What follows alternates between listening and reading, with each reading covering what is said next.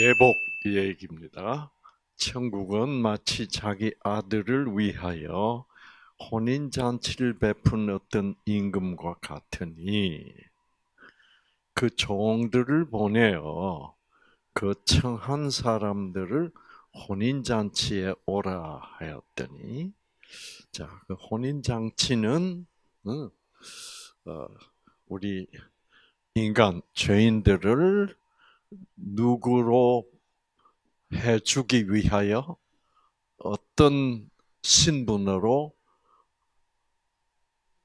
해주기 위하여? 예수님의 신부로 해주기요. 즉, 쉽게 얘기하면 예수님을 그 복음을 받아들이게 하기 위하여 그런 뜻입니다. 그래서 옛날부터 이제 하나님이 이렇게 시도를 했다.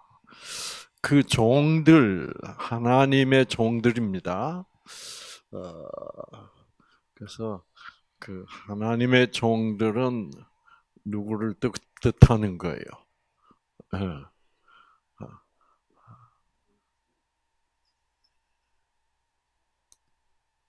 하나님의 종들은 아브라함부터 시작합니다. 그렇죠? 그래서 아브라함의 자손들, 이삭, 이제 쭉 이런 사람들을 하나님이 선택해서 먼저 그 복음을 깨닫게 하시고, 그 복음의 핵심이 이제 뭐냐? 자, 이제 조금 있다가 그러니까 이제 그 아브라함의 자녀들이 이제 곧 하나님의 그 복음을 전하는 제1세대들이에요. 그다음에 그 1세대가 지나면 이제 누구들이에요? 선지자들이야. 구약의 선지자들. 이제 이 얘기는 예수님이 나의 아버지, 하늘에 계신 나의 아버지는 너희 죄인들을 구원하기 위해서 이렇게 해왔다, 이 말입니다. 그러니까 혼인잔치에 초대를 해왔다. 왜, 어떻게 해왔다? 혼인잔치는 이미 왕이 다 차려놓고 와서 좀 먹어라. 그러니까 그 혼인잔치의 음식들은 다 뭐예요? 생명의 양식이야. 그래서 처음 시작할 때는 아브라함부터 이제 그랬고, 그 다음에 이제 모세를 통하여, 그 다음에 이제 구약의 선지자들을 통하여 몇 번씩이나 계속 초청을 했어. 공짜야. 그렇죠? 자, 종들을 보내 그 청한 사람들을 혼인 잔치에 오라 하였더니 오기를 싫어하거늘. 자, 이 오기를 싫어한 사람들은 누구예요? 그러니까 복음을 처음 하나님이 전했는데 오기를 싫어한 사람들은 맨 첫째 대상이 이스라엘 백성이었어. 그래서 이스라엘 백성은 결국 모세가 율법으로 이렇게 전한 광야에서 결국은 이스라엘 백성은 뭐예요? 다 거부하고, 그렇죠? 그 얘기예요. 싫어했고, 그 다음에 이제 두 번째, 다시 다른 종들을, 자, 여기서는 이제 아브라함을 시초로 한 그런 옛적 그 광야 시대 들어오기 전까지, 그 다음에 이제 다른 종들, 모세로부터 시작한, 그렇죠, 선지자들이야. 보내되 청한 사람들의 이르기를 오찬을 여기 이제 오찬 그러면 좀 그 당시에 아마 이스라엘 백성들은 두 끼를 먹었던 것 같다고 그래요. 그래서 이제 이게 점심 시간보다 조금 이른 좀그 이제 일요일이 되면 뷔페를 먹으러 가자 그러잖아. 늦은 아침 그렇죠? 아침 10시 뭐 그래서 거하게 보통 날들은 출근한다고 후닥닥 아침 식사를 하지만은 이제 휴일 날은 거하게 아침 식사를 해보자. 이제 그런 거한 아주 좋은 풍성한 식사를 오찬이라고 그런답니다. 오찬을 준비하되 나의 소화. 그래서 살찐 짐승을 잡고 모든 것을 그 나의 소는 누가 준비했다는 거예요? 하나님이. 그래서 복음은 하나님이 잔치를 준비한 거를 아무 뭐요? 값 없이 공짜로 와서 먹으라는 것이 복음이다 이런 뜻이에요. 아시겠죠? 거기에는 아무런 조건도 없다. 하나님은 모든 백성들을 다 공짜로 초청을 해서 먹여주고 그 좋은 잔치를 베풀어서 먹여주고 싶어 하는 그것이 바로 복음이다. 이런 뜻이에요. 그걸 비유하고 있죠. 모든 것을 갖추었으니 너희들이 준비해야 될 거 하나도 없다. 결국 복음은 어떤 것이다? 무조건적 사랑으로 베푸는 것이다.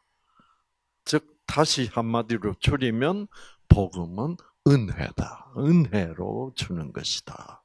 라는 그런 의미로 여기 이제 써놨습니다. 그래서 모든 것을 왕이 모든 것을 준비하고 갖추었으니 그냥 와서 먹으라. 그랬더니 자, 처음에는 이스라엘 백성들이고 그 다음에 지금 이 사람들은 이제 유대인들이야. 그렇죠. 실제로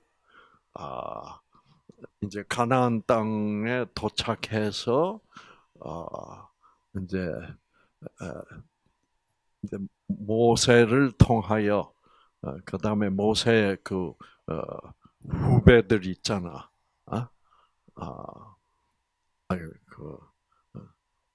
모세는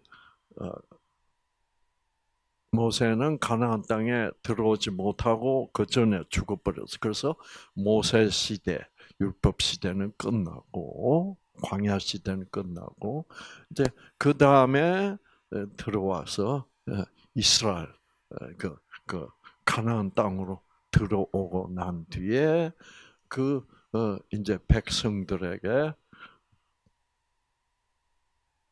나라를 세우고 그 백성들에게 이제 다윗을 비롯해서 여러 하나님의 복음을 이미 깨달은 복음은 쭉 흘러오고 있습니다. 누구로부터 흘러오고 있어요?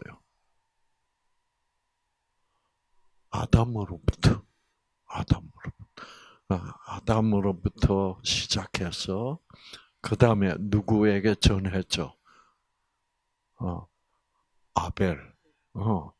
그래서 그런데 아벨에게 복음이 전해지니까 사단이 가인을 이용해서 아벨을 죽여버려.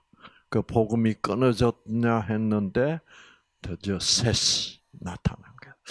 자 여기서 여기서 이제 이 예복이라는 것은 아담으로부터 시작한 것입니다. 자,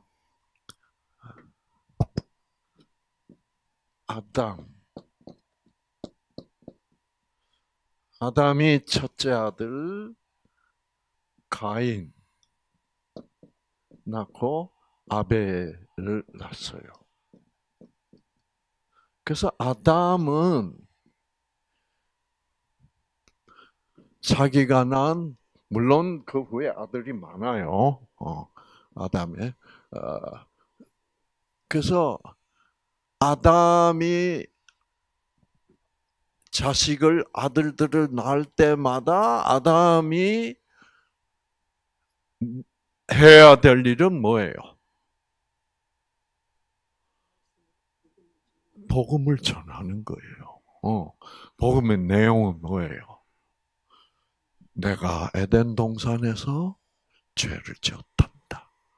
하나님의 무조건적 사랑을 거부하고 조건적 사랑이 옳다는 사단의 거짓에 빠져버렸단다.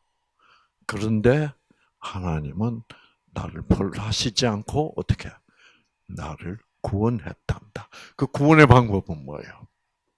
그게 예복이야.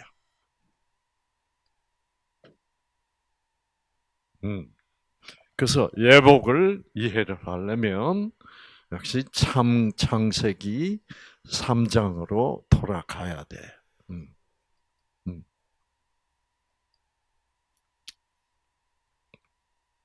자, 창세기 3장 얘기는 참 우리가 많이 했죠. 창세기 3장 15절 보면 이제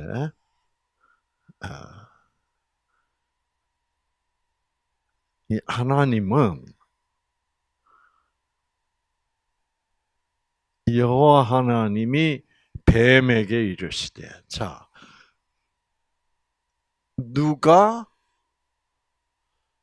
아담과 여자를 죄짓게 했어요?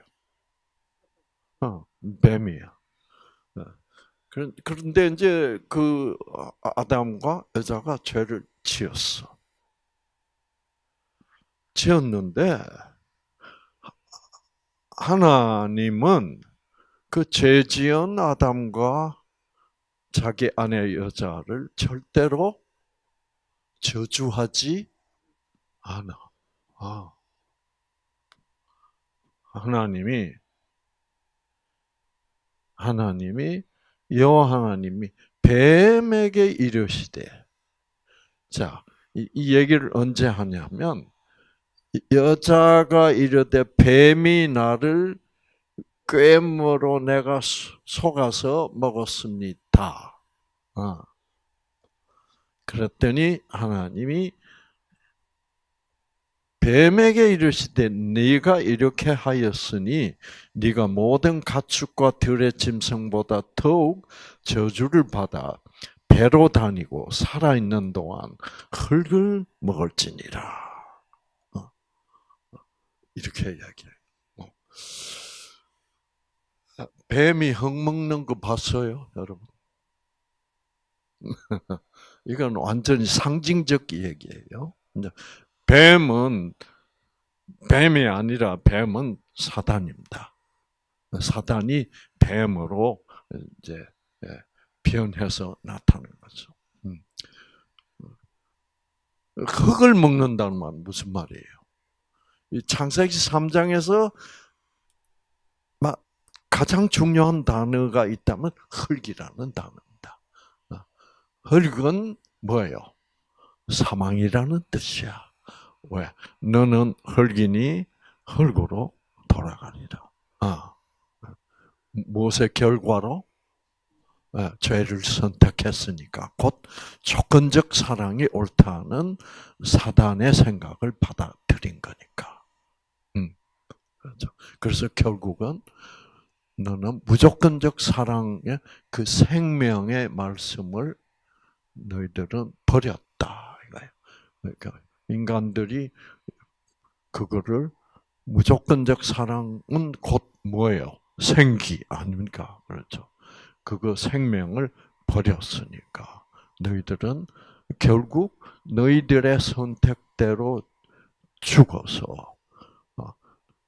하나님이 죽는다 그래서요, 안 죽는다 그래서요. 선악과 선악과라는 그 자체가 조건적 사랑을 뜻해요. 그러니까 율법을 내 말 잘 들으면 사랑할 거고 말 안 들으면 뭐예요? 벌 줄 거다. 그것이 옳다. 즉 조건적 사랑을 사랑으로 인간관계를 맺는 것이 그것이 옳다라는 그거를 아담과 이브가 선택을 했으니까. 그래서 너희들은 이제 너희들의 선택대로 죽을 거고, 그리고 그 반면에 뱀도 뭐예요? 결국은 계속 하나님의 그 무조건적 사랑 생명을 거부하면서 조건적 사랑이 옳다라고 계속 율법주의, 행위주의를 부르짖을 거란 말이에요. 그것이 이제 뱀은 뭐를 선택한 거예요? 저주를 선택한 거예요. 죽음을 끝까지 선택해서 이제 그래서 그 계속 사망을 주장하고 그렇게 하는 것을 뱀이 살아 있는 동안 흙을 먹을지니라. 죽음을 스스로 네가 선택해서 계속 사망을 먹고 살 것이다. 그래서 너는 죽을 것이다. 사망을 먹는 결과는 뭐예요? 죽음이지. 그래서 이제 여기서 봐도 하나님은 죽을 것이다 라는 말을 우리 사람들은 자꾸 네가 계속 흙을 먹고 그렇게 산다면 내가 너를 죽일 것이다라고 해석하지 말라 이 말이에요. 벌써 사단은 죽음을 이미 조건적 사랑이 옳다는 그 정신을 이미 자기가 스스로 선택했으니까 그 선택대로 사단도 흙을 먹고 그 사망을 먹은 결과 나는 사망을 당할 것이다.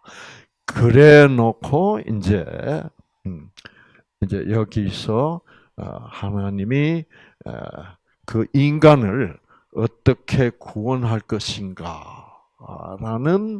이제 약속을 합니다. 그렇죠?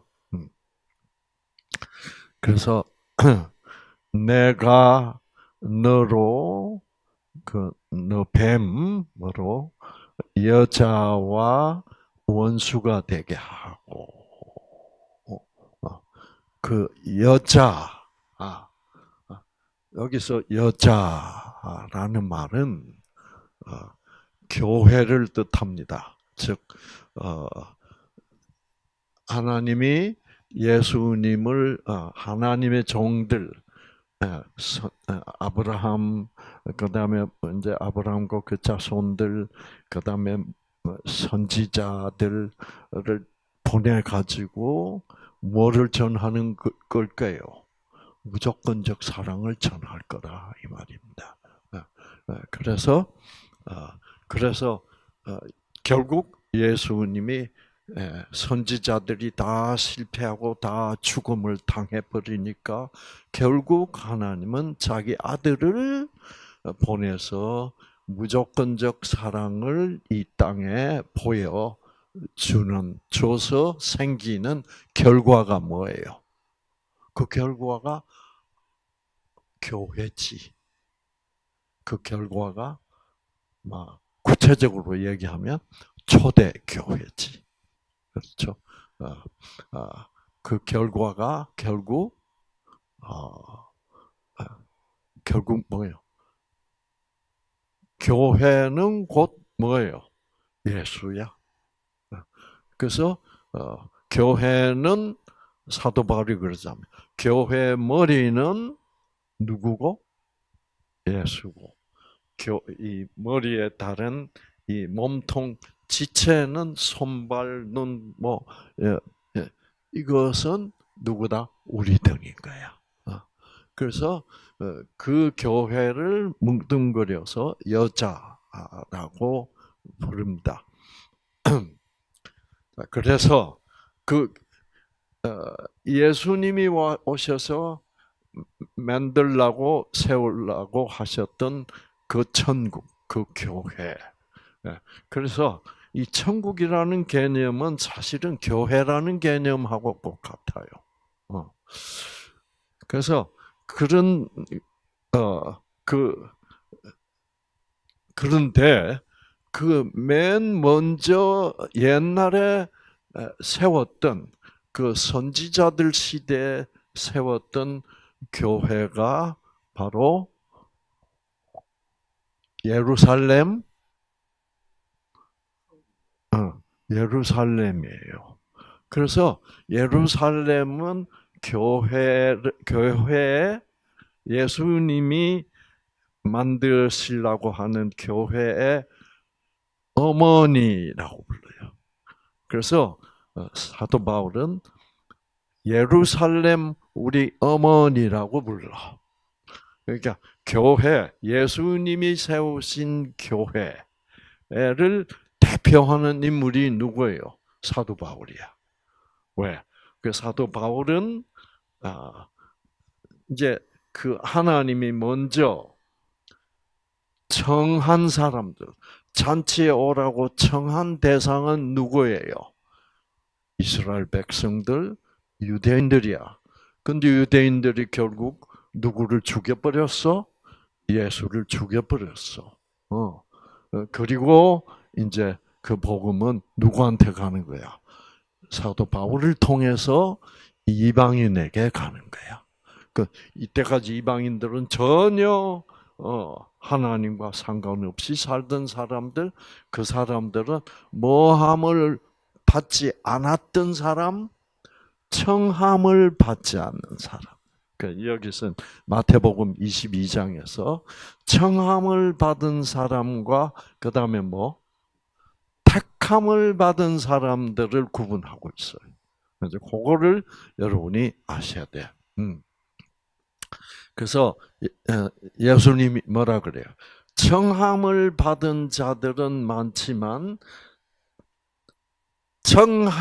청하니까 다 거부했다 이 말이야. 그래서 청함을 다 잔치에 오라고 청해도 다 거부하고 잔치에 참가한 사람, 즉 예수 그리스도를 믿음으로 복음을 믿음으로 받아들인 사람들을 택함을 받았다라고 그래요. 그 택함을 받은 자는 아주 적다. 그렇게 얘기를 하죠. 지금 예수님이 이 마태복음 22장에서 하시는 얘기는 한마디로 무슨 얘기냐 하면 하나님이 이 세상 아담과 이브 이후에 어떻게 하나님이 복음을 전하려고 했던가 그 히스토리, 그 역사를 얘기하고 있는 거예요, 사실. 그래서 이제 그래서 이 아담부터서 그래서 아담이 결국은 구원을 받았어요, 안 받았어요? 자, 여기 보시면 갈라디아서. 자, 이렇게 보면 사도 바울이 이렇게 합니다. 오직 위에 있는 예루살렘.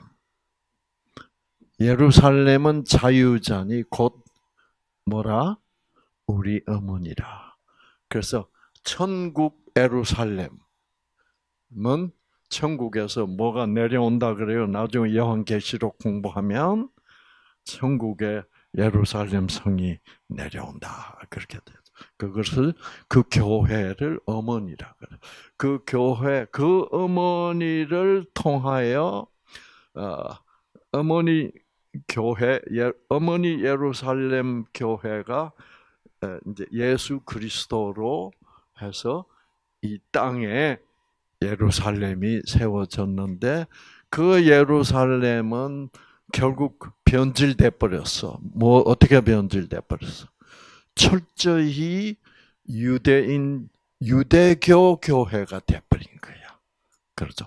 철저히 율법주의적. 그래서 그것도 결국은 실패했다. 그래서 여기서 창세기 금방 보신 창세기 3장에서 여자와 원수가 되게 하고라는 말은 내가 하나님이 너 뱀 사단으로 여자와 원수가 되게 하고라는 말은 교회와 즉 무조건적 사랑을 가르치는 교회 그게 여자야 원수가 되게 하고 그 교회로부터 이 땅에 이제 진짜 교회를 천국을 세우기 위하여 오신 분이 예수 아니요. 그러니까 결국 이 땅에서 너 뱀 사단과 이제 나의 아들 예수 여자의 그래서 예수를 여자의 후손이라고 그랬죠. 예루살렘 교회의 후손되는 교회가 예수니까. 그래서 서로 너희들이 이 땅에서 한판 붙을 거라는 예언이요 약속입니다. 그래서 여자가 원수가 되게 하고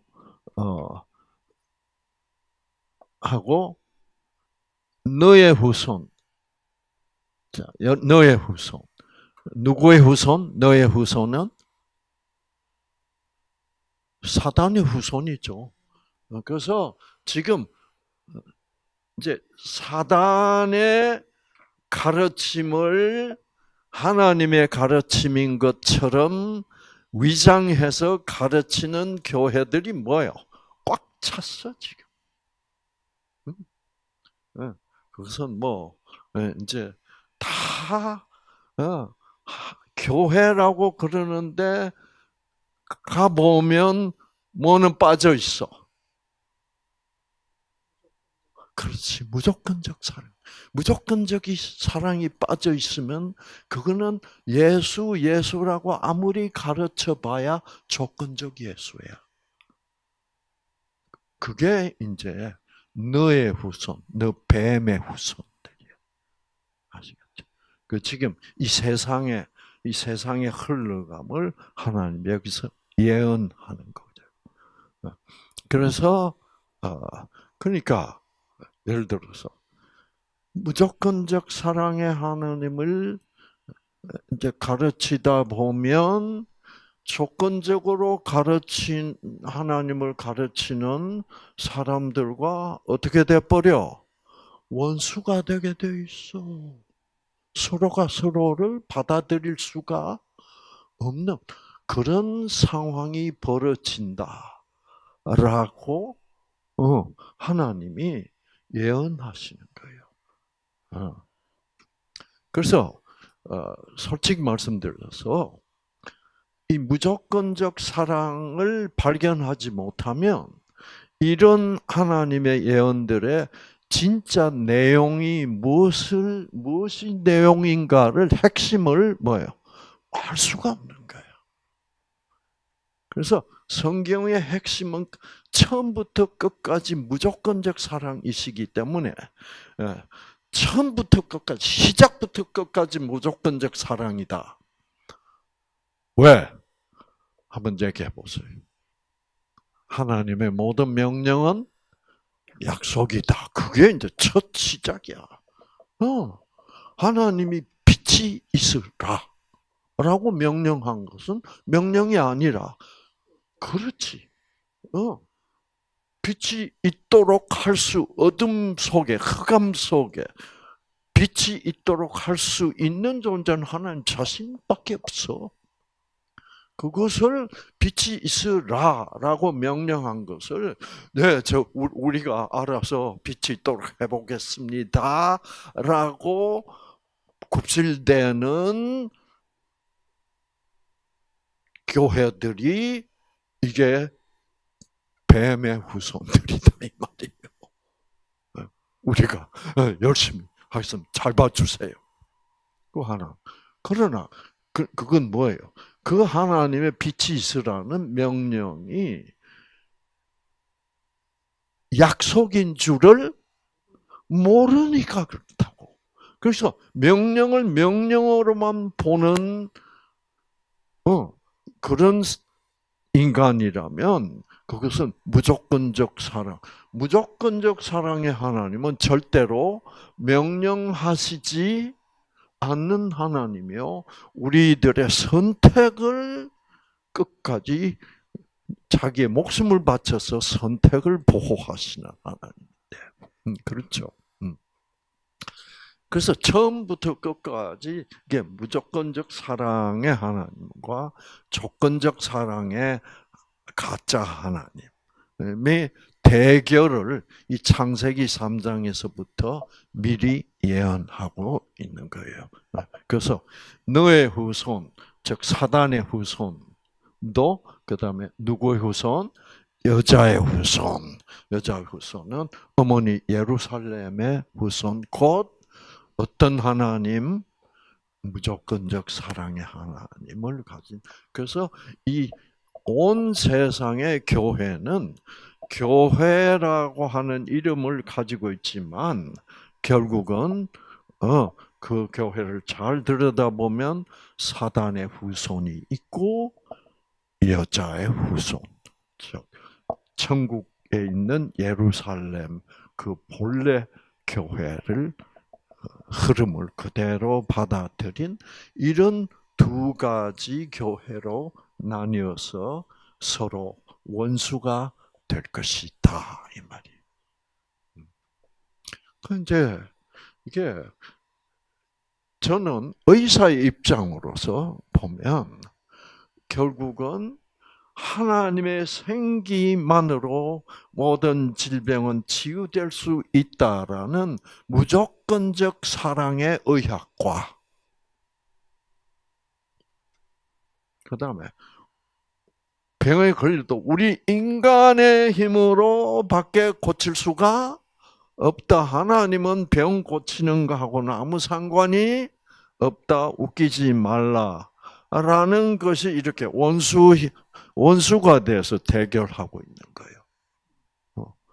그거 꼭 같아. 그래서 온 세상 어느 부분을 봐도 그렇게 대결 구도로 서로가 원수가 되어 있다. 그거를 보여주는 거죠.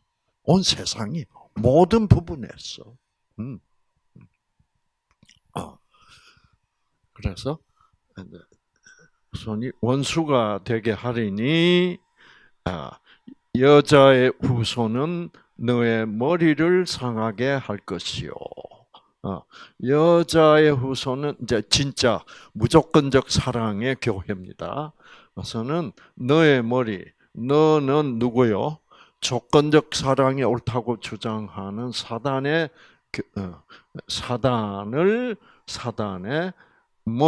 머리라고 하는 것은 그 사고 방식, 그 사상, 즉 진짜 무조건적 사랑과 조건적 사랑이 실제로 이 땅에서 붙으면 이 땅에서 지금 붙었다 이게 대결 원수 상태 이게 바로 뭐요? 어디에서 시작한 전쟁이요? 그게 바로 하늘의 전쟁에서 하늘에서부터 무조건적 사랑과 조건적 사랑의 대결이 시작돼서 그것을 해결하기 위하여 하나님이 지구를 창조하시고 그 하늘의 전쟁을 어떻게 해요? 이 땅으로 옮겨와서 누구가 실험 대상이 돼버렸어? 우리가. 그래서 여러분은 태어날 때부터, 우리 모두는 태어날 때부터 조건적 사상을 가지고 태어났기 때문에 우리는 경쟁하고 시기하고 질투하고 분노하고 그러다가 생기가 다 막혀서 병이 난 거 아니에요. 그렇죠? 어. 그래서 그러면 이 해결이 어떻게 되냐? 어떻게 치유받을 수 있냐? 기술적으로.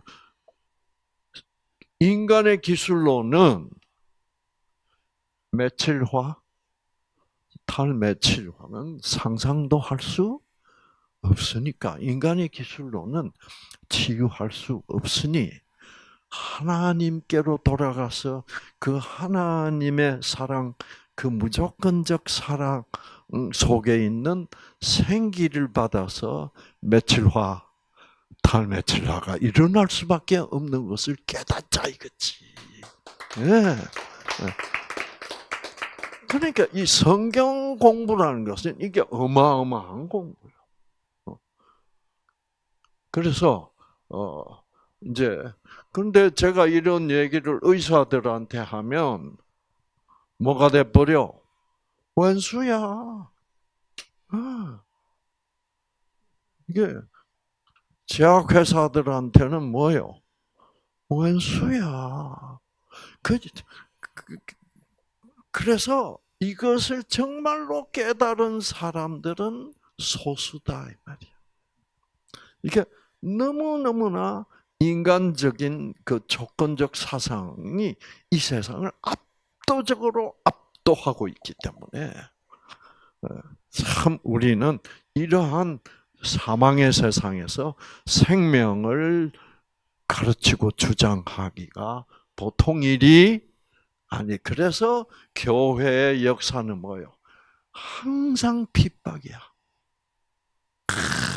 핍박. 그렇죠.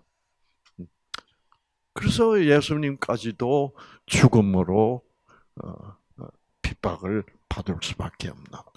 자, 그래서 여기서 여자의 후손 이제 아시겠죠? 무슨 말인지. 그 다음에 여자의 후손이 너의 머리를 상하게 할 것이다. 머리라는 것은 사상, 사고방식을 뜻합니다.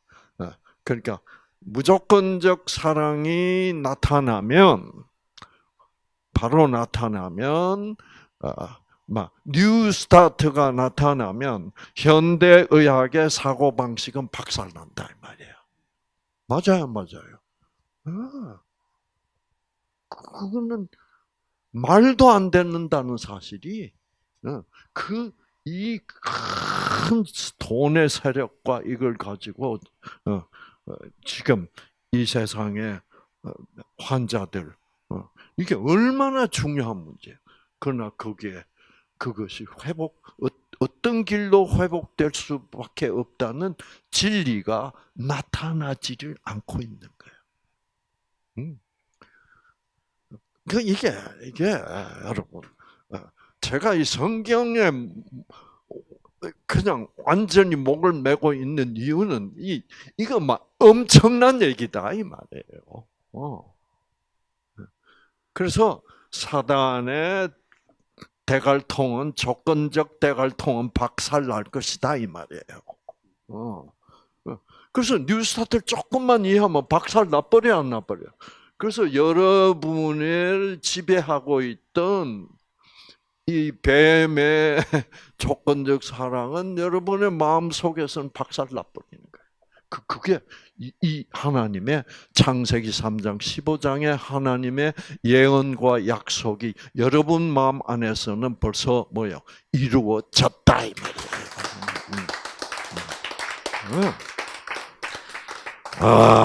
대단하다. 이제 지금 우리 김성애 씨가 질문한 온 얘기를 하려니까 이제 이게 다 쏟아져 나와야 돼. 아시겠죠? 왜냐하면 성경 전체는 그 옷 예복 얘기입니다. 그래서 예수님이 마태복음 22장에서 이렇게 옷이 뭔 줄 아느냐 이런 거다라고 지금 비유적으로 설명을 하고 있는 거예요. 너를 상하게 할 것이요. 너 사단은 조건적인 너 사단은 그 여자의 후손의 무조건적 사랑 여자의 후손의 발꿈치를 상하게 할 것이다. 발꿈치를 상하게 한다는 말 무슨 말일까?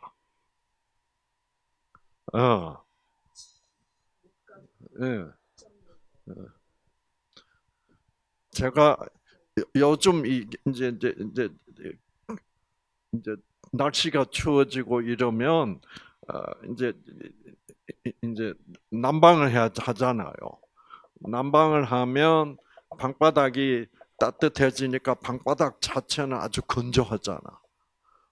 그래서 제가 지금 발 뒤꿈치가 이제 심할 때는 이게 발 뒤꿈치가 이렇게 너무 건조해가지고 갈라지면 이제 이렇게 디디면 아픈 때가 있어. 그러면 이제 알로에를 발라주 좀 그게 습도를 가해주고 그래서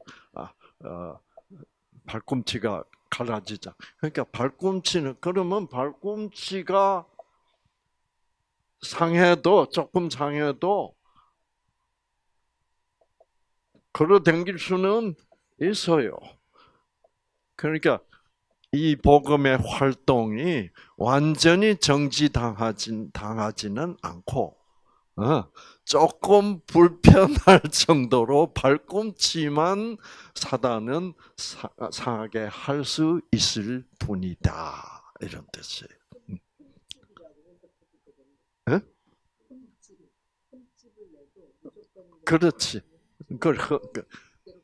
그렇지. 흠집 뭐 조금 났다고 해서 조금 발 뒤꿈치 조금 뭐 그걸 해서 이제 오늘도 오후에 제가 나가서 이제 달리기를 할 건데 예, 그거 못할 정도는 아니다 이 말이에요.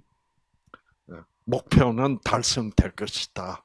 네가 힘들게 흠집을 내서 힘들게는 불편하게는 할 수 있을 것이다. 자, 그래서 이제 여기서 이제 이 말은 사단이 아무리 덮치려고 우리를 망하게 하려고 하더라도 절대 살아남을 것이고 끝까지 복음의 목적은 달성될 것이다.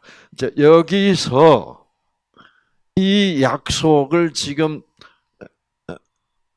이 약속은 누구한테 하고 있는 거예요? 하나님이. 아담과 이브한테, 그 다음에 사단에게.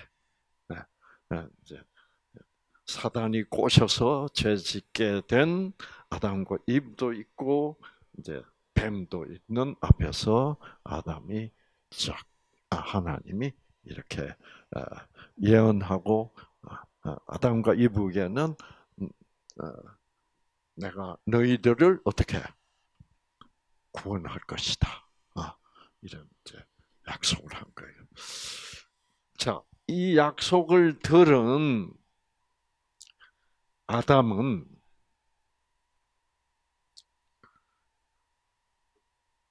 자, 이 보면 돼.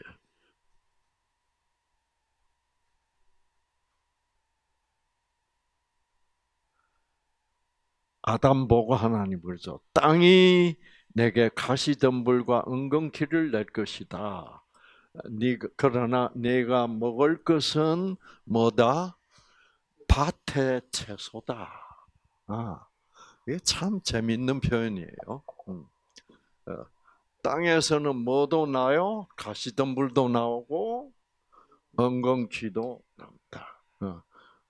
먹을 수도 없는 것, 사람의 그 농부들을 가장 힘들게 하는 것들, 그렇죠.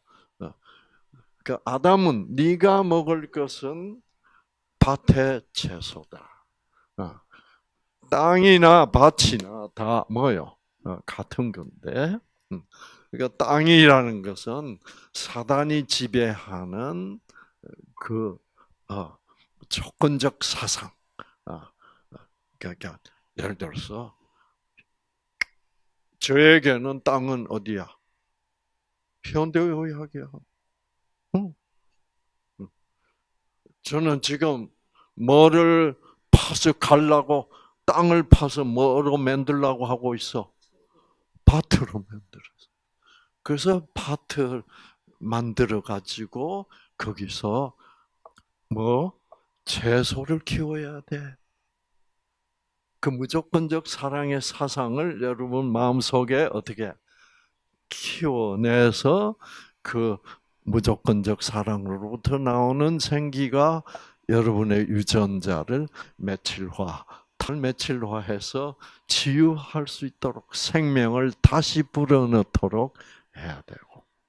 그러나 사단이 지배하는 조건적 사랑의 사상은 그거를 조건적인 사상을 받아들여서 그거를 계속해서 유지하고 있으면 그 땅은 뭐가 돼버려? 땅이 되고 그 땅에서는 채소는 날 수 무조건적 사랑의 싹은 틀 수가 없고 결국 사망의 세력, 가시와 거짓의 세력, 가시와 은근키만 자랄 뿐이다 이 말이에요. 네. 그러면서 이제 아담 네가 흙으로 돌아갈 때까지 얼굴에 땀을 흘려야 먹을 것을 먹으리니. 예. 네가 흙으로 돌아갈 때. 그러니까 너도 아담 너도 뭐요? 지금 죄인이 됐으니까 요즘 조건적 사랑을 옳다고 받아들여서 지금 죄인이 되어 있으니까 너의 운명도 어떻게 결정됐다. 너는 죽어서 흙으로 가게 되어 있다. 이거예요. 그리고 네가 살아있는 동안에도 밭에 채소를 먹기 위하여, 그러니까 채소는 무조건적 사랑의 진리를 뜻합니다. 그렇죠? 그 채소를 먹으려면 사단이 온 세상의 땅을 뭐요? 가시와 은근키가 나는 곳으로만 만들어놨기 때문에 너 힘들 것이다 이 말이에요. 그러니까 뉴스타트 힘들어야 안 힘들어요? 예, 이거는 지금 사람들이 너 뉴스타트 가서 거기 가서 뭐 좋은 거 주더냐 뭐 이래 쌓는다고. 어떻게 치료하냐 거기는 어떻게 병 고치냐. 그들의 사고방식은 결국 생기를 전혀 모르는, 결국은 뭐예요? 뭘 먹어서 낫느냐, 어떤 인간적 방법으로 기술로 낫느냐라는 사고밖에 못하는 은근키와 가시덤불을 내고 있는 땅이 되어 있다 이 말이에요. 우리 다 그랬잖아. 그렇죠. 그래서 흙으로 돌아갈 때 땀을 흘려야 먹을 것을 먹으리니, 그 이유는 네가 본래부터 그것에서 흙에서 취함을 입었습니다. 너는 흙이니 흙으로 돌아갈 것이니라. 그래서 이제 아담이 뭐를 깨닫게 된 거예요? 하하, 우리는 끝났구나. 그렇죠? 흙으로 돌아갈 수밖에 없는 운명이야. 자, 흙으로 아담은 흙에서부터 나왔어. 결국 흙으로 돌아갈 것이다. 그러면 아담이 새로운 생명을 얻으면은 이 흙으로 만든 몸이 살아나는 것은 아닌 거예요. 그래서 우리도 지금 예수 그리스도의 그 무조건적 사랑의 새 생명을 받으면 우리는 결국 흙으로 돌아가. 그러면 우리는 어떻게 존재하게 될까? 하나님이 다시 우리를 뭐예요? 만들어야 돼. 그래서 우리는 뭐가 되는 거다? 새로운, 그렇지, 새로운 피조물이 돼야 돼. 이 흙 가지고는 안 돼. 그래서 새로운 피조물로 영적 존재, 곧 양자역학적 존재가 되는 거다, 이 말이에요. 어제도 양자역학을 조금 들여다봤더니, 와, 뭐 놀랍더라고요. 근데 정말, 이야, 이 시간이라는 것도 우리가 알고 있는 시간이 전혀 아니야. 이게 이제 실험적으로 이게 지금 증명이 자꾸 되고 있는데, 아, 그러니까 과거, 현재, 미래라는 것은 양자역학 차원에서는 웃기는 거야. 너무 웃겨요. 제가 이 얘기는 좀 제가 준비를 철저히 해가지고 해야 될 얘기인데 살짝 말씀만 드리면 어, 어, 이제 이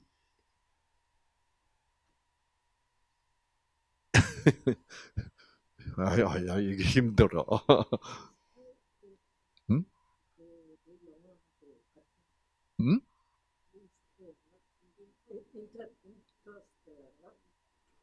그렇지. 그러니까 인터스텔라는 유가 아니야. 인터스텔라는 그 점잖은 거고, 과거와 미래의 차이가 없어. 그게 이제 영원이라는 차원이야. 그래서 이거를 실험적으로 밝힌 거예요. 우리는 과거라는 건 이미 끝난 거고, 응? 미래는 다가올 거고 이렇게 생각하는데 그 실험을 쫙 해보면 앞으로 미래에 일어날 것, 그래서 실험을 딱 해보면 미래에 일어난 대로 과거를 보면 뭐예요? 이미 과거가 미래에 일어날 것을 결정해놨고, 또 미래에 일어난 현상을 보면, 그래서 과거가 이랬구나. 이제 이게 제가 어저께 그 유튜브를 보면서 무슨 말인지 내가 못 알아듣겠어. 그래서 그거를 한 10번을 들었어. 그 16분 다시 가. 그래서 안 놓치려고 이제 들은 대로 또 이렇게 치고 또 문장을 만들고 그런데도 설명이 잘 안 되네. 그래서 다시 더 광범위하게 연구를 해봐야 제가 구라를 칠 수 있겠어요. 지금은 도저히 안 되네.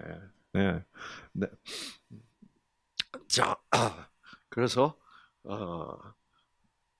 이제 이 얘기를 딱 했더니 그 아담이 뭘 깨달은 거예요? 자기들은 죄인이고 자기들 흙으로 만들어진 자기들은 흙에서 끝나게 돼 있구나. 그러면 이 하나님의 방금 여자의 후손 이 예언을 통해서 우리를 어떻게 다시 살리신다는 얘기인데, 그러면 우리는 다시 태어나게 돼 있다. 그래서 여자의 후손. 그래서 아담이 아담이 그의 아내 이름을 어떻게? 생명의 어머니입니다. 하와. 그러니까 우리를 다시 재창조하실 우리에게 생명을 주실 무조건적 사랑의 하나님의 아들 예수가 다시 와서 죽어서 없어질 흙으로 없어진 우리를 다시 존재하도록 새로운 피조물로서 창조하시겠다는 것을 깨달았다 이 말입니다. 아시겠죠? 예. 그래서 여보, 당신 여자 아니야. 당신은 결국 예루살렘 어머니 예루살렘의 뭐요? 모체야. 그로부터 누가 오시게 돼 있어? 하나님의 아들 예수를 보내실 거야. 그래서 우리는 다시 이제 흙으로 만들어진 우리가 아니고 영적 차원에서 존재하게 되는 새로운 피조물로서 우리가 다시 새로운 피조물, 새로운 창조가 일어난대. 그러므로 당신 이름 바꿔야 돼. 당신은 여자라는 말의 뜻은 뭐예요? 남자로부터 나왔다는 뜻이거든. 그러니까 남자로부터 나온 게 아니고 당신은 이제 남자로부터 나온 여자가 아니고 당신은 뭐예요? 예수 그리스도 새로운 생명을 우리에게 줄 그 진짜 교회 하늘 예루살렘 그 예수의 엄마가 될 것이다. 그래서 생명의 어머니라고 이름을 딱 갈았단 말이에요. 이름 가는 건 뭐를 의미하는 거예요? 하나님의 그 약속을 믿음으로 받아들였고, 그랬으니 아담과 이브는 무엇의 옷을 입은 거야? 믿음의 옷을 입게 되었다. 믿음이 증명되었어요, 여기서. 자, 그래서 여호와 하나님이 그와 아담과 아내를 위하여 가죽옷을 지어 입히시니라. 이게 이제 예복이야. 아시겠죠? 이게 마태복음 22장에서 말하는. 그래서 가죽옷 그러면 이게 뭐예요? 예수님이 하나님의 아들 어린 양 예수가 와서 우리를 흙으로 만든 우리를 뭐예요? 대신해서 죽고 그러니까 우리는 하나님이 다시 만들어 줄 수 있게 됐어. 그래서 그래서 아담이 자기 아내 이름을 하와라고 생명의 어머니라고 바꾸자 하는 그 자체가 예수 그리스도의 가 오셔서 자기들을 구원해 줄 것이라는 하나님의 약속을 믿음으로 받아들인 거 아니에요. 그래서 우리는 그 믿음으로 예수의 죽음이 우리들의 죽음으로 받아들인 거고, 그것이 뭐예요? 의의 옷을 믿음으로 이 두 부부가 받아들이게 하나님은 줬다. 그래 놓고 뭐라 그런다고? 여호와 하나님이 이르시되 보라 이 사람이 선악을 아는 일에 우리 중 하나같이 되었으니. 드디어 이 말은 뭐예요? 이때까지 선악과 나무는 뭐를 대표하고 있었어? 조건적 사랑. 우리 인간이 선과 악을 분별해서 결정하고, 그 말은 우리 인간들이 뭐를 만들고 무엇이 선이다 무엇이 악하다라는 법을 만들고, 그 인간의 법대로 따르는 놈은 상 주고 안 따르는 놈은 뭐요? 벌 주는 조건적 통치가 옳다라고 한 사상이 다시 돌아간 거야. 다시 무조건적 사랑의 그 예수 그리스도 그 눈앞에서 하나님이 어린 양을 피 흘려 죽고 가죽옷을 만드실 때 하나님의 의도가 확실히 보인 거예요. 자기 아들 예수를 예, 예, 희생시켜서 그 우리에게 그 가죽옷을 입히면 그것은 무엇을 증명하는 게 돼요? 이 아담과 이브는 창세기 15장에서 한 그 하나님의 여자의 후손이 와서 예수 그리스도가 와서 우리를 위하여 대신하여 죽으셨다는 것을 나는 믿음으로 받아들였다라는 증거가 된다 이 말이죠. 그러니까 아담이 죄를 짓고 결국은 구원받는 과정이 쫙 여기에 창세기 3장에 이렇게 요약을 하나님이 하셨다 이거지. 그렇죠? 네. 네. 그래서 이제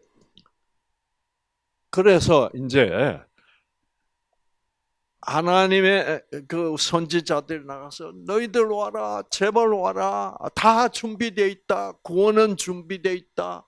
이래도 나 율법 잘 지키고 있어. 나는 가난한 사람 잘 도와주고 이렇게 착하게 사는데 무조건적 사랑으로 생명을 베풀겠다 해도 그 말이 무슨 말인지 못 알아듣고 누구 중심적으로? 조건적 사랑은 자기 중심적 아니에요. 그렇죠? 나는 내가 구원받을 수 있도록 잘 착하게 살고 있어. 그러니까 무조건적 사랑의 구원을 계속 거부하고 있었다. 그런데 이제 결국 세 번째 초청은 이제 사도 바울을 비롯해서 예수님 십자가 후에 무조건적 사랑이 확실히 이 세상에 드러나고 그거를 전하는 이방인들에게 전하는 사도 바울이 다 퍼뜨리니까 복음이 뭐요? 막 힘있게 전해지는 거야. 응? 그래서 그 당시 이 세계를 지배하던 로마 제국이 벌벌 떨 만큼, 그래가지고 로마 제국이 결국 어떻게 해버렸어요? 그 예수를 믿는 기독교를 로마 제국의 국교가 되도록. 그래서 이제 완전히 그 뱀의 후손이 멸망하는 듯 보였다고. 그러다가 뭐예요?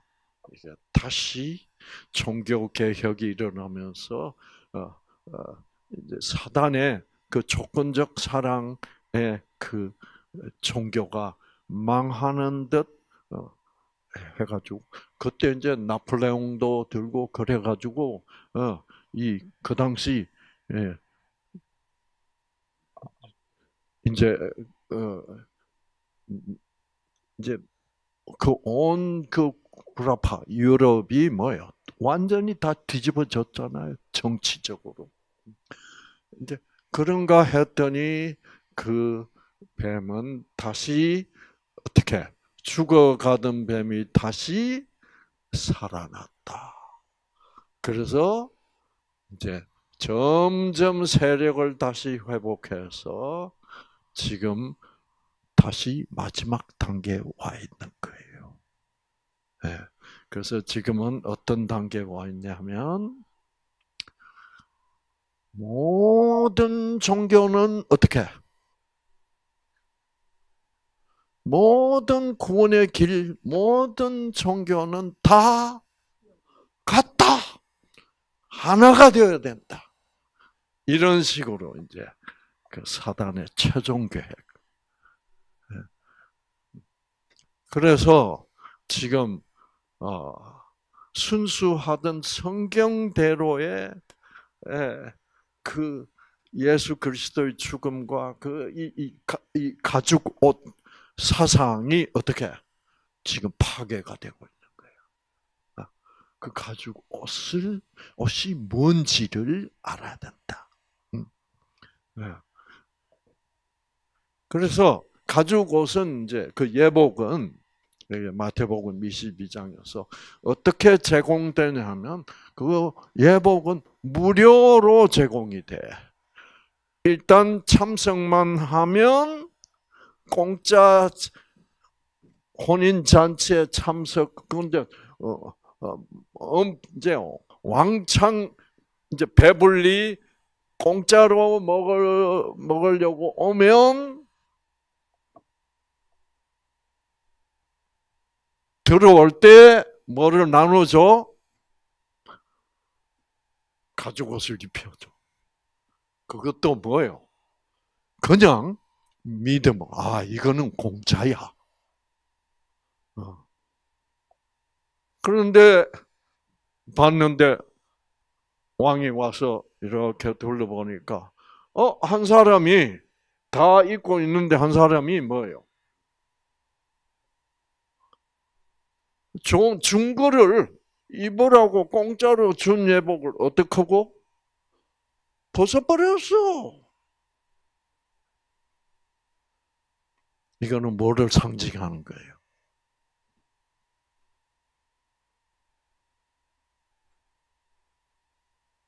그거는 잔치 음식만 먹고 가겠다는 거야.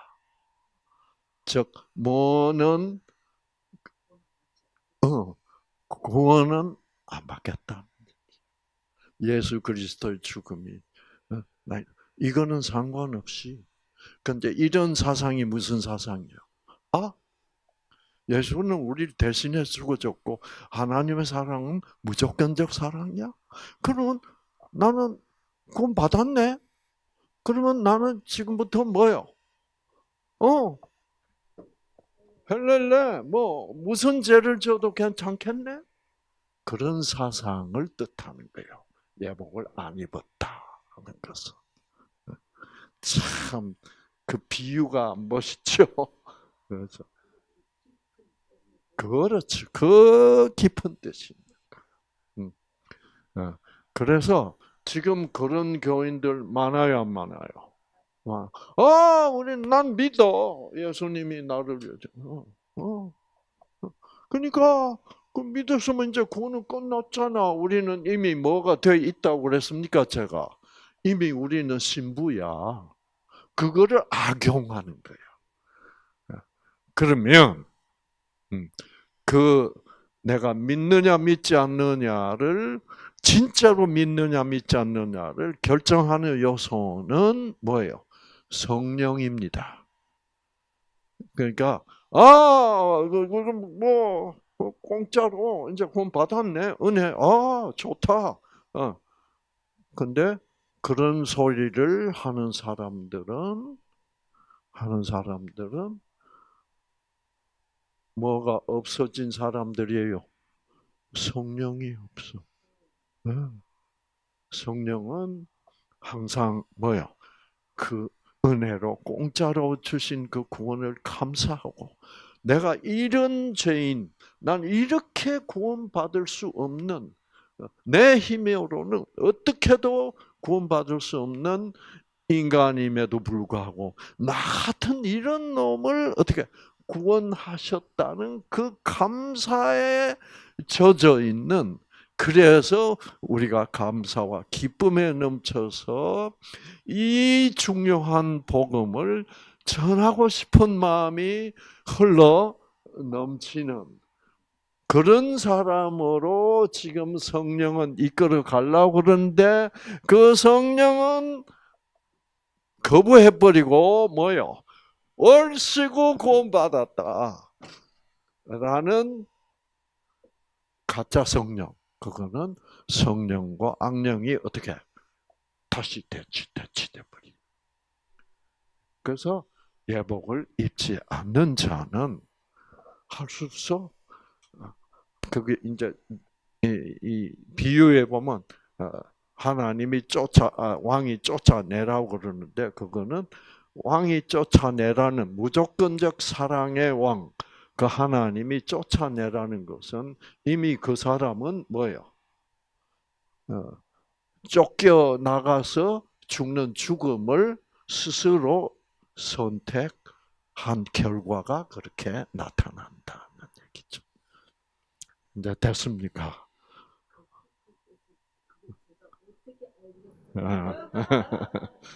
그렇죠. 그, 그런데 들으니까 알 정도가 됐으니까 이게 놀랍다 이 말이에요. 이거는 아무것도 모르면 들어도 무슨 소리인지 개소리 같이 들려. 그래서 그건 들으니까 그러네요. 이게 성령이 함께 하신다는 증거다. 아시겠죠? 그래서 그래서 이거는 그러니까 성령으로 구원받는 거지 우리 스스로의 어떤 이해력 이런 거 가지고는 안 돼. 신학적 무슨 논리적 이해 이건 아니야. 성령이 있어야만 이것이 보이기 시작해. 그렇구나. 이제 보인다. 그렇죠. 이제 그럴 때, 그럴 때 반짝반짝 이거예요. 그래서 보이는구나. 이게 성령이 없으면 이렇게 정성 들여서 설명을 해도 반짝반짝이 안 돼. 그 지금 반짝했잖아 다시. 했다가 번쩍 또 했잖아. 이제 이럴 때 생기가 또 왕창 들어와서 내 유전자 차원에서 며칠화, 탈며칠화가 활발하게 일어나게 되기 때문에 이 말씀을 생명의 말씀이다라고 하는 거예요. 됐습니다. 그런데 지금 어떤 가르침은 일단 구원을 받았으면 그 구원은 절대로 취소될 수 없다라고 이제 가르치는 가르침이 상당히 압도적이에요. 이거 이런 얘기하면 제가 참 이제 그런데 하나님 편에서는 절대로 취소할 수 없어요. 취소 자체가 불가능해. 하나님 아들 예수가 죽었는데 예수의 죽음이 어떻게 취소가 돼? 그러니까 하나님은 너 이 자식 너는 걸러먹었어. 너는 아니야. 이러시지는 않는다. 그러면 취소는 누구는 할 수 있어? 나는 취소할 수 있어요. 나는 결국 또 뭐예요? 악령에 속아서 내가 취소되면 하나님은 나의 선택의 자유를 존중하기 때문에 왜 무조건적 사랑의 하나님이기 때문에 하나님은 눈물을 머금고 내가 떠난다면 어떻게 떠나는 것을 허락하시는 그거지. 하나님이 너는 걸러먹었네. 너는 취소. 이거는 하나님은 그렇죠. 자기 아들이 이미 모든 인간으로서 다 이미 구원했잖아. 그게 어떻게 취소가 돼? 그래서 하나님이 취소 안 한다는 말은 맞아.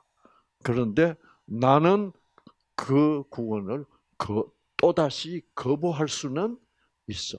그래서 그 증거가 뭐냐면 모든 어떤 죄도 용서받을 수 없는 죄는 없다. 그러나 딱 한 가지 용서받지 못할 죄가 있다면 그것은 무엇이다? 성령을 거부한 것이다. 성령을 거부하고 악령을 받아. 그것은 그 말을 그분들이 다시 이해를 해야 돼. 그래서 우리가 그래서 사도 바울도 성령을 회방하지 말라, 성령을 어떻게 소멸하지 말라, 성령을 슬프게 하지 말라. 이제 내가 지금 성령이 있어서 내 속에 보혜사 성령이 들어와서 이제는 나의 정체성은 뭐예요? 나가 아니라 성령이 나의 정체성이 돼 있어. 그거를 거부해버리면 어떡해? 하나님이 그렇게 자기 아들 예수까지 죽여서 내 정체성을 성령으로 대신해 놓은 것을 안 하겠다는 건 뭐 당연히. 그래서 그런 가르침들 때문에 지금 혼선이야. 교인들이 뭐가 뭔지를 몰라. 뭐가 뭔지를 모르면 어떻게 해야 돼? 교인 각자가 어떻게 추구를 해야 돼. 이게 뭐가 진짜냐? 무슨 말이냐 이게? 이게 옳으냐, 그러냐? 저는 이제 그 사이를 왔다 갔다 한 사람 아닙니까? 그게 이제 안식일 교회를 갔다. 그러면 철저한 조건적 하나님을 받아들이게 됐다는 거야. 그러다가 성경을 자꾸 그렇지. 조건적 하나님이 옳다면은 어, 어, 안식일이 토요일인데 안식일을 거룩하게 지키려 그러면 토요일날 교회 가야지. 맞아, 안 맞아? 맞지. 네. 근데 이런 거를 해결하기 위하여 어, 정말 저는 목숨을 걸고 추구하는 거예요. 그래서 추구하다 보면 아직도 안식일이 토요일인데 왜 토요일날 예배 봐야지 왜 주일날 예배 보냐? 그러면 확실하게 그 복음을 잘 이해해서 아주 정말 속 시원하게 설명해 주시는 분들이 만나기 힘들어. 많은 분들이 그렇게 따지면 말 못해요. 그러네. 이렇게 돼서 우물쭈물 하니까 저는 그 당시 안식 교인으로서 그래 너희들 보니까 대답을 못하는구나. 합리적으로 설명을 못하구나. 그러니까 이 멍텅구리들아 이제 이렇게 된 거예요. 그래서 이제 또 이렇게 그 안식일 교회를 벗어나서 이렇게 나와 보니까 뭐가 다시 나타나? 그럼 이건 뭐야? 이건 뭐야? 이제 이렇게 되는 거야. 그러니 교인들이 이렇게 혼란스럽게 갈 길을 확실히 보지 못하고 있다는 사실이 완전히 눈에 환히 보니까 왜 여기도 있어보고 저기도 있어보고 그래서 나는 여기 있다가 이쪽으로 가면 이게 진짜일까? 근데 그것도 아니야. 그래서 결국 이제 이렇게 되면 이쪽에서도 왕따, 저쪽에서도 왕따. 진리의 길은 이렇게 고독해. 그래서 여러분은 그래서 그 진리의 길을 항상 놓치지 않도록 여러분 마음속에 확실히 하기 위해서라도 이런 가르침을 자꾸 받아야 돼. 자꾸 받고 이거를 다지고 해서 사도 바울이 궁극적으로 고백한 대로 나는 완전히 내 속에 선을 이루었다. 나는 이제는 죄 안 짓는 사람이 되었다. 뭐 이런 말은 나는 못하겠다. 나는 아직도 죄인이다. 그러나 딱 한 가지 내가 지키고 있다고 말할 수 있는 것은 내가 어떤 죄인이더라도 완전히 다 이룬 것이 없을지라도 그럼에도 불구하고 하나님은 나를 구원하셨다는 그것을 믿는 믿음만은 나는 지키고 있다고 말할 수 있다. 이거예요. 그래서 의인은 오직 믿음으로 살리라. 여기서 모든 종결이 결론이 나온다라는 겁니다. 그래서 우리 모두 그래서 이렇게 되면 병 낫고 안 낫고는 그거는 2차적인 문제일 뿐이요. 내 믿음이 확고해지면 이미 우리는 앞으로 뭐 병 걸려서 낫는 시간이나 병 안 걸려서 낫는 죽는 시간까지 차이는 몇 년 안 돼. 이제 이런 것을 깨달으면 이런 큰 진리를 깨달으면 그 차이가 그렇게 중요한 것이 아니라는 것. 우리의 결말이 딱 눈에 보이는데 그렇잖아요. 이럴 때 할렐루야 하는 거야. 할렐루야. 자, 시간 넘어갔습니다. 기도가 끝나겠죠. 하나님,